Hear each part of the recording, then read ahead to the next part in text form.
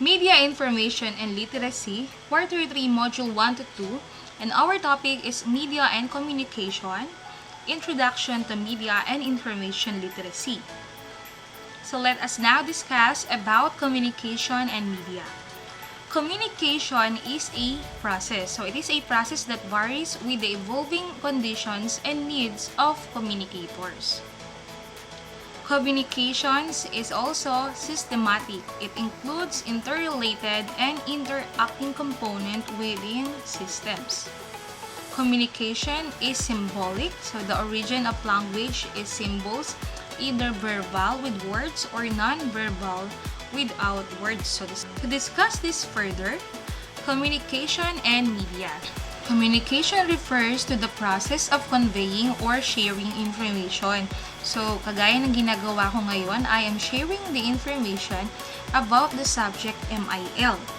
So, if ever na makikipag-usap kayo sa inyong mga classmates about your topic, for example, is yung pangangamusta, then magbibigay kayo ng information about the quarantine, or mag-share kayo ng mga experience nyo, that is also a type of communication. So, in the 21st century world, communication has become more social due to the emergence of technology. So, it becomes more social kasi marami na ngayon tayong ginagamit na social media account. We have Facebook, Twitter, and also IG or Instagram. Meron na rin tayong TikTok. Okay, so iba-iba na ngayon yung type ng ating communication depending on our preference. So, media are defined as sources of credible and current information created through an editorial process determined by journalistic values. So, media pwedeng sa TV, sa FB, or pwede rin sa newspaper.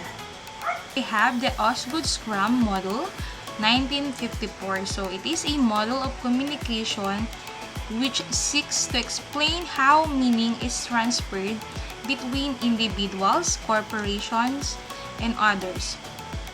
It is also the most commonly taught and widely used theory of communication.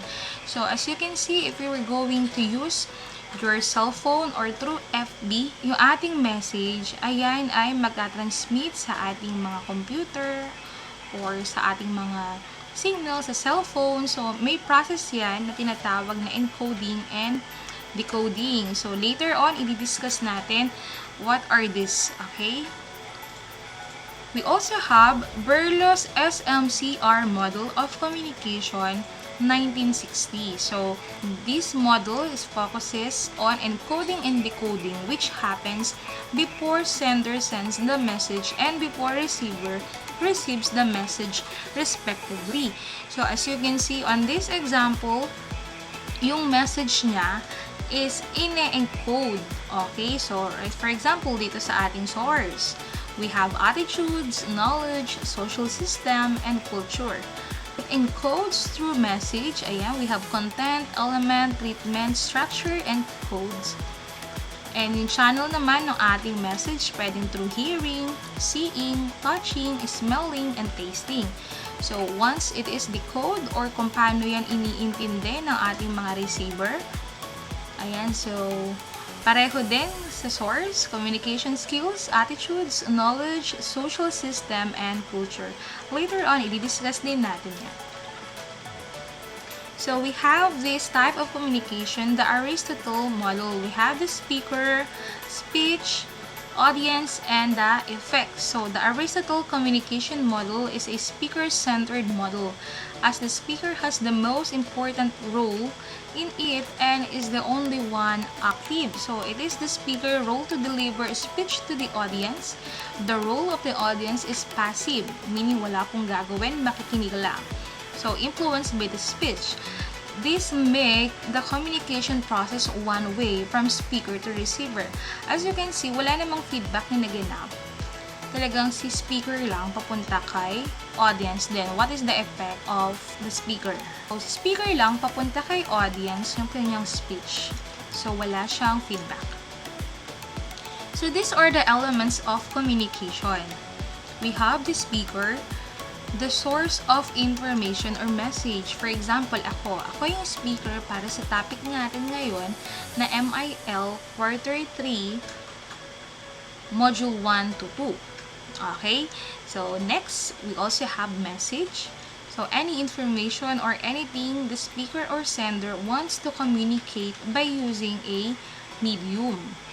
So, for example, ako, yung message ko is about this topic, yung dinidiscuss ko ngayon. Kung kayo ay nakikipag-usap sa mga friends nyo, it might be the flavor of your milk tea or kung ano yung in-order nyo through online.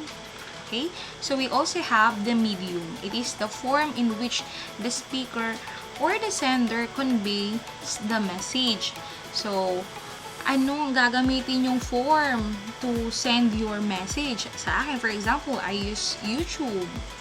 Okay? Yung iba naman, pwedeng sa cellphone, through FB, Messenger, ayun yung medium nila. Pwede naman katawag. Okay? Yun noon. Another type of communication, for example, yung sabi nga, touching, di ba? It is the type of communication naman through face-to-face.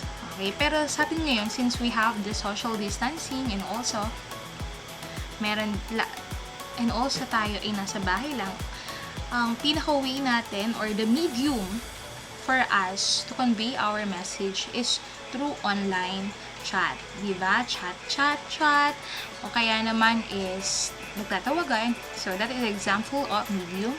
Next, we have the channel. It is the method or means of sending or expressing the message. So, through what channel ba gagamitin yan? Di ba? Anong method ng pagsisend? Ayan ba ay through online or through offline, face-to-face? Okay, ganun po. We also have encoding, so the process of converting the message into words, action, or other forms that the speaker understands. So, paano ba mas maiintindihan ng ating mga audience, yung sinasabi natin, for example, sa friends nyo, paano ba mas naiintindihan yung gusto nyong ikwento? Kayo ba ay nagkakaroon ng hand gestures? O kayo ba ay umaarte? Nagiging animated ba kayo? Ganoon. Ako, as a teacher, paano ba kailangan ko bang i-drawing para mas maintindihan ng aking mga estudyante yung gusto kong sabihin? So, that is an example of coding. We also have listener and receiver. So, the recipient or the one who gets the message. So, for example, for this video lesson, o kayo as a student, kayo yung listener and receiver of the message. We also have feedback. It is the receiver's reaction or response. Ano ba yung nagiging reaction ng mga kausap nyo pag kayo ay nagkukentuhan? Okay, siya ba yung nagugulat, natatouch, umiiyak, natutuwa? Okay? Sa akin naman, dito sa aking video lesson, ang pinaka-feedback ko dito will be your assessment. Natuto ba kayo during my video lesson or what? We also have context. It is the situation or environment where communication takes place. Okay? Yung sa akin, yung communication ko, it takes place in my YouTube account. Okay? O kaya, nag-take place naman yan sa aming bahay. Alright? So, next is we have the barriers or the factors that affect the flow of communication. So, in an online scenario, the barrier will be the poor internet connection, di ba? Yung mga slow connection natin, ayun talaga yung nagiging barrier sa ating online class. Pwede rin naman is the availability of your data. Pwede rin yun. Sa atin naman ngayon, sa pakikipag-usap, ang barrier natin ngayon is the social distancing. Dahil lagi tayong may mask, so minsan hindi na maintindihan yung pagsasalita. Nagiging ngongo na, di ba? Okay, so we also have the last, that is decoding, the process of interpreting the encoded message of the speaker by the receiver. So, paano ba ini-interpret ni receiver yung mga message na sinasabi ng kanyang kausap? For example, ako, paano nyo ba ini-interpret itong video lesson na to? Okay, so that are the elements of communication. So this is the example of the social media effect. As you can see, we have the content created. Ayan, pag nag-content pala tayo, talagang maraming visitors yung nakakakita. Alright? Kaya, kailangan think before you click kasi we can have as many as millions unique visitors. Okay? So, how communication affected by media and information? Number 1, act as a channel of information and knowledge through which citizens communicate with each other and make informed decisions. Next, facilitate informed debates between diverse social actors. Next, provide us with much of what we learn about the world beyond our immediate experience. Also, these are means by which a society learns about itself and builds a sense of community. Number 5, function as a watchdog of government in all its forms, promoting transparency in public life and public scrutiny of those with the power through exposing corruption, administration, and corporate wrongdoing. These are essential facilitators of democratic practices and one of the guarantors of free and fair elections. 7, these are a vehicle for cultural expression and cultural cohesion within and between nations. And also function as an advocate and social actor in its own right while respecting pluralistic values. So, let us now proceed with the introduction to media and information literacy. So, we will have our activity for today. Number 1, what is communication? Next, what is media? Third, enumerate the different models of communication. Fourth, how media influence communication. Then 5 is social media is the new trend in communication because... Yan, dugtungan po. Of course, dahil kayo yung nanonood kay Teacher Zhai, meron tayong sample answer. So, these are essential skills and competencies that allow individuals to engage with media and other information providers effectively, as well as develop critical thinking and lifelong learning skills to socialize and become active citizens. So, si MIL pala, or the Media and Information Literacy, are essential skills. So, kayo as a student, if you are media and information literate, definitely, ayan, meron kayong critical thinking and lifelong learning skills to socialize and become active citizens. So, let us discuss what is media, what is information, and what is literacy. Media refers to the physical objects to communicate with such as radio, televisions, and computers. Isama na rin natin dyan yung ating mga cellphone and laptop. Information, on the other hand, refers to the processed data, knowledge from a study, experience, and instruction in symbol. While literacy is the term coined for the ability to identify, understand, interpret, create, compute, and communicate using printed and written materials.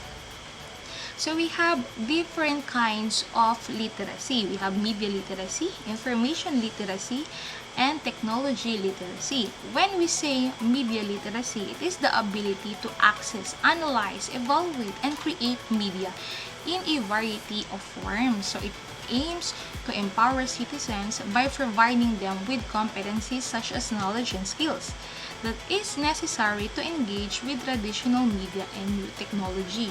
Okay?